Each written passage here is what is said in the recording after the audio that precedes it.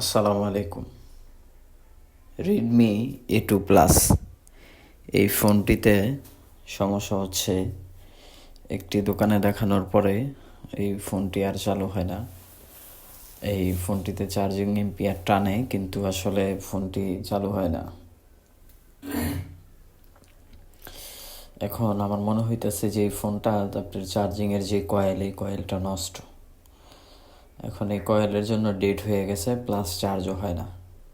তো charging plus coil dead, দুইটা একসাথে ইনশাল্লাহ আশা করি ঠিক হয়ে যাবে। এখানে কোনো এম্পিয়ার আসে না। তো এখন আমি চার্জিংয়ের যেই কয়েলটা আছে, কয়েলটা চেঞ্জ করব। চেঞ্জ করলে আশা করি যে ইনশাল্লাহ ঠিক হয়ে যাবে।